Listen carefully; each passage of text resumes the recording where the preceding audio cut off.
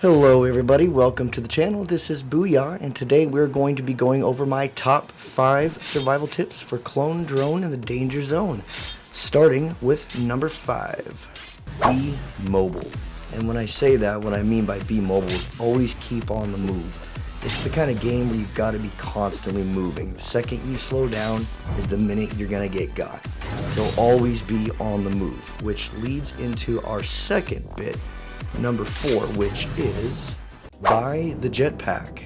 That factors into the mobility thing. So a better part or a better way of being mobile in this game is absolutely to buy the jetpack. It adds so much mobility to you. It's not even funny. I feel like it personally, it increases your survivability rate exponentially, but that's up for debate, I suppose. But either way, I recommend definitely buy the jetpack as soon as you get a chance to. Moving on to number 3, armor. Absolutely, you have to have armor when you play this game. So as you're leveling up throughout your runs in your arenas, you're probably gonna at some point skip up on armor. Don't. As soon as you get a chance to equip it, I highly recommend it. It does up your survivability game quite a bit. As you can see in the clip I've got playing right now, I did take some damage, or would have had I not had the armor on. So absolutely take the armor every time you get a chance. It's super vital for survival in this game. Moving on to number 2, ranged weapons. Ranged weapons are actually a huge factor in this game as well. A lot of times when you first start, you won't even consider, because you'll just want to use the sword or the hammer, which look a lot funner, or even the spear. But I'll tell you, you want to use range. There's 2 different forms of range you have in this game. You have the bow, and you have what you're about to see in a second, the dragon's breath. And that's really cool too. And both of those are incredibly useful, especially the fire breath, or dragon's breath as I call it there. That's an incredibly useful technique. As you can see, it's being used again right now. Bam, he hit him again. He's gonna hit him again probably in a second with it. Very useful technique. And so definitely want to invest in the bow and eventually work your way into the fire breath.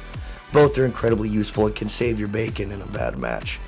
Moving on to our most important subject, and or number 1 on this list, swing technique. Absolutely probably the single most important facet, I think, in this entire game. Why it's my number 1 of my top 5 tips for survival in this game is your swing technique.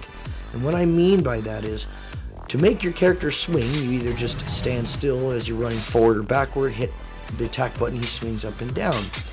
If you simply walk side to side and hit the attack button, he'll do sort of a side swipe.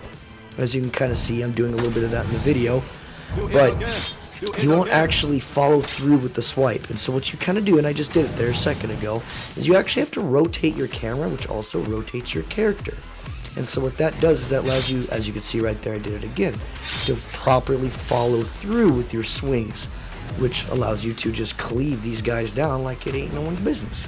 Now I'm about to do it again, and see, as you can see, I'm trying to follow through with that swing, and somebody must have joined the game I was trying to start. So that, ladies and gentlemen, is my top 5 survival tips for Clone Drone in the Danger Zone.